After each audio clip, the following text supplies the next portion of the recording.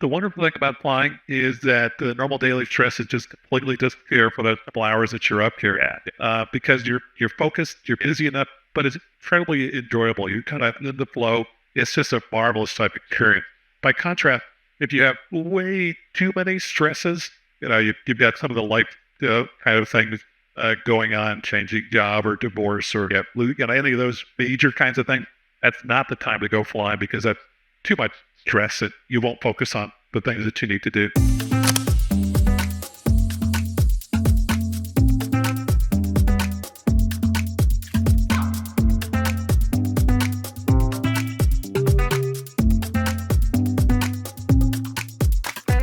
Nice. Welcome to Founder Mode. How do we go today? What's happening right now? Just heading up to Monterey. Your easy day. Going to a Hampton event. Going to a Hampton event. We're gonna race cars tomorrow. F1 cars. Hold some friend. I don't think they're Formula cars. I don't know if they're F1. All right. So they're Formula cars. They're like, if F1 cars, It's like F0. It's like I think the numbers go up for the slower the cars. So F2, F3, F7.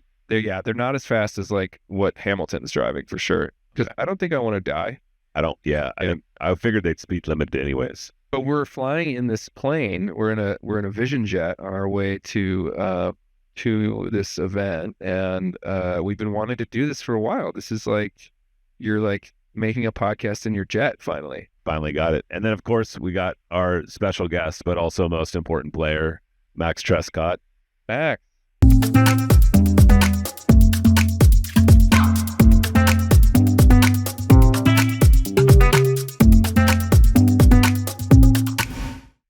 Our co-pilot, man with how many hours in the jet? Oh man, 1,000 in the jet, probably about over 12,000 total aircraft. That's dope. For the non-plane people listening, hours is like how good you are at flying things. So It's I don't know if good if that necessarily it's a collection of experience.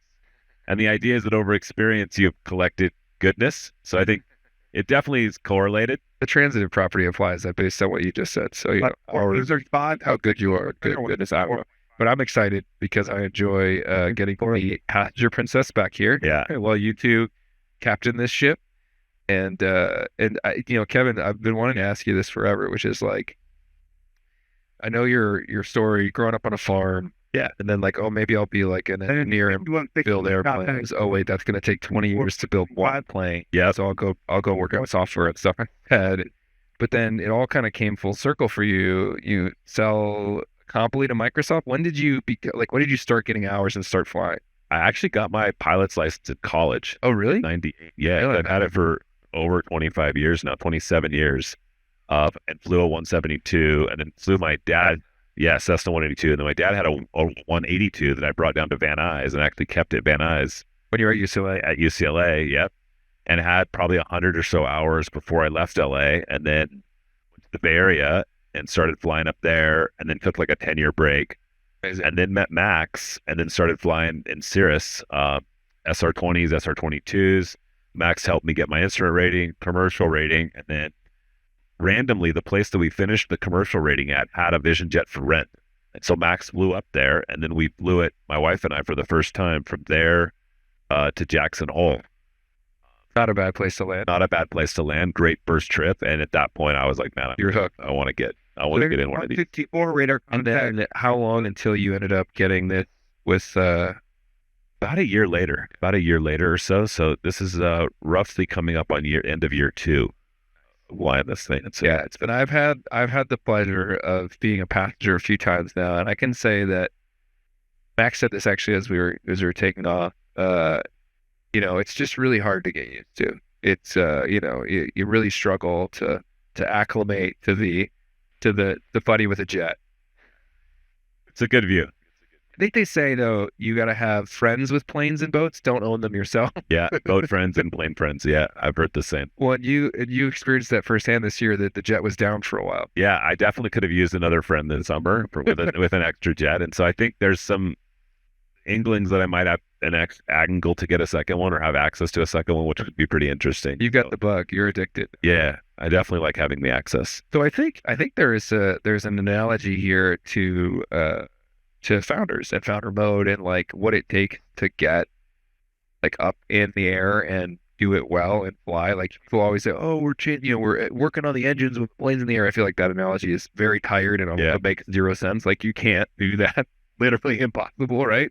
So like when you think about flying and all the work that it took to get a pilot's license back in the day when you're in college, and then all the hours you put in to get into this thing, what's the corollary? What's the real analogy to like building companies, building businesses? Yeah, I think there's two that come to mind a lot for me at least. Is one, it takes a lot of effort, but it's actually not quote unquote hard. It's just a lot of effort. There's a lot of things in business where you just have to do the things, and there's a long list of things to go do.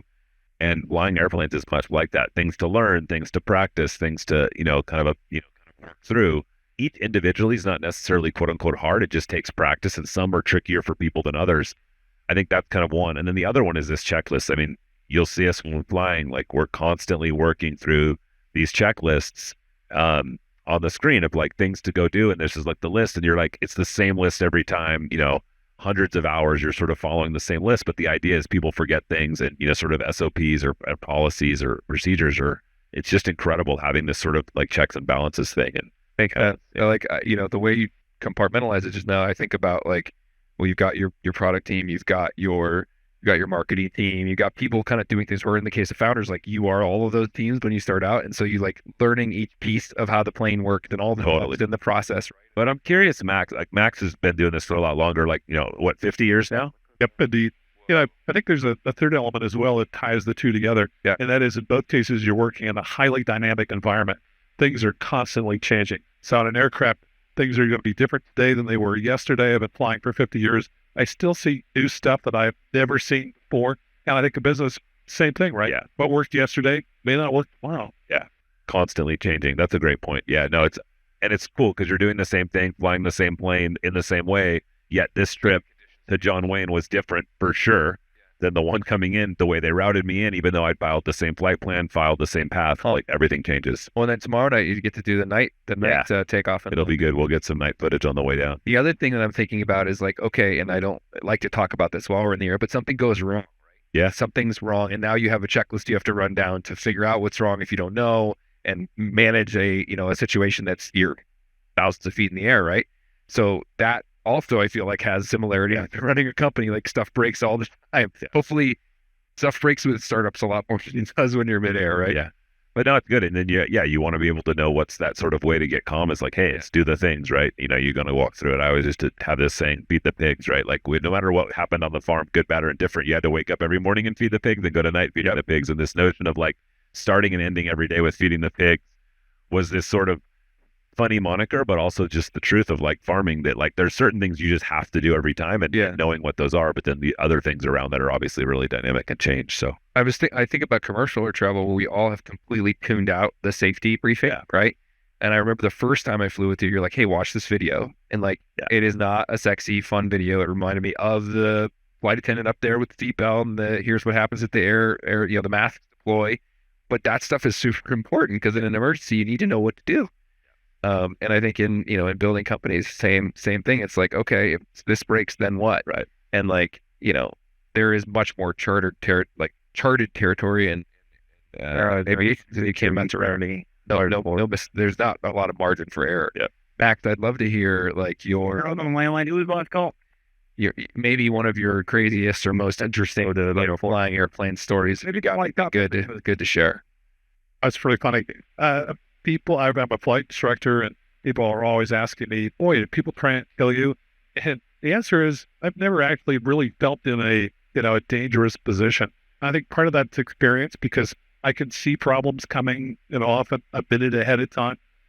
People with less experience, they don't see the problem until it's right in front of them. That may be also true with business, right? You got experience, you can see it coming a long time ahead.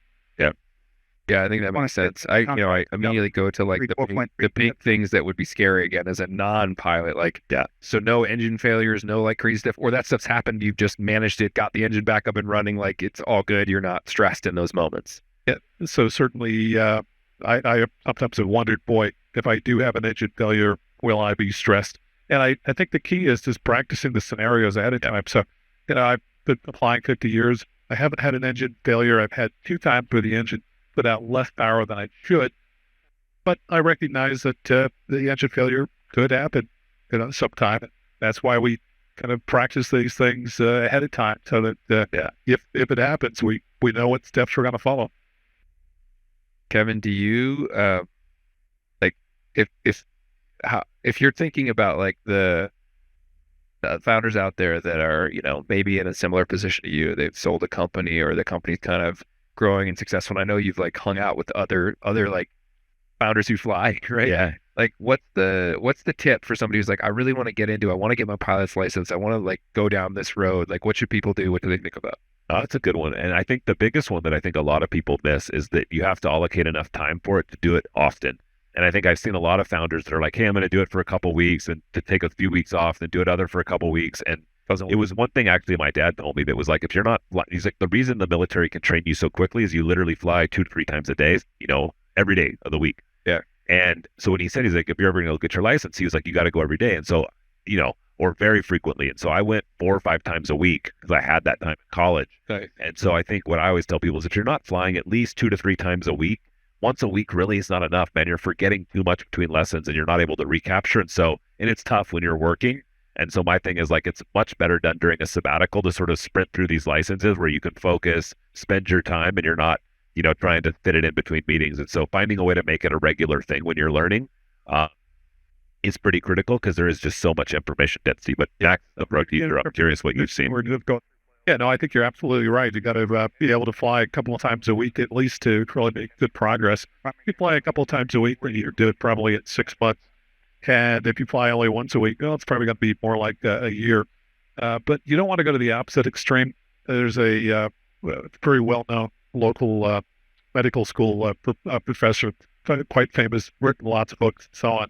Multiple people, including myself, said, don't do the accelerated 21-day program.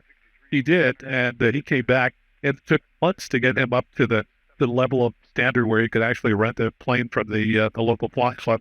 So those quick, hey, we're going to teach you in 21 days, they don't do a great job. So I would avoid those at all. And I think that's a good one because the point there is different in the sense that they're trying to like literally hit a date.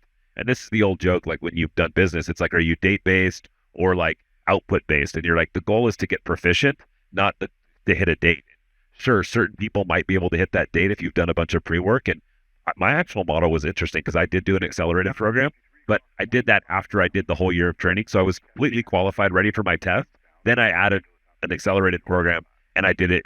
I had 2 licenses in 4 days. I did an instrument rating and a commercial in 4 days. But because, I had done the prep work and spent a year essentially practicing, so I already had everything ready to go. I was sort of test ready, and the last accelerated part was really a polishing. That's right. That's 1690 190. Yeah, and that works. That's very different than just doing it from scratch. Yeah, absolutely. No, I know. The other that being up here makes me think of, Kevin, you've told me a few times the process of like buying a jet, and that like, this is a big ticket. So like the sales process. I know we've talked a lot in our recent episodes about selling and building your pipeline, and you're an engineer, turn seller, sales guy, marketing guy, extraordinaire. Like, talk to me about the serious process of like, oh, Kevin, you have the one jet. Like, are you thinking of maybe upgrading, getting one? You told me some funny stories. They're pretty credible. But the salespeople are great. Like they're working serious, and they follow you and understand like where you are in your journey, and so they're always kind of there at opportune times. Like literally the week before I went to fly and get my pilot's license, to get my type rating for the jet, they called and said, "Hey, we have another one ready for you," because I am on the list to get a new one. And then similarly, when this one came out of AOG after months of being an operative, they're like, "Whoa, potentially thinking about upgrading, getting another one." And so it was always like sort of too serendipitous that the timing was kind of perfect. Yeah. But I think that is a lot of what great sales is really understanding the time and the moment of when to have that discussion and when to connect with people when they're looking to buy or looking to sort of make a change, right? In marketing parlance, we marketing nerds, not aviation nerds, say it's the right message to the right customer at the right depth, right? Like triangulating that and like understanding that life cycle. That'll make sense. This is super cool. Like I was, we talked about this for months. We're finally doing it. What else is on your mind as you're up here in the sky in this little kind of jet kind of shooting across California right now on our schedule and kind of doing it our way? Your way.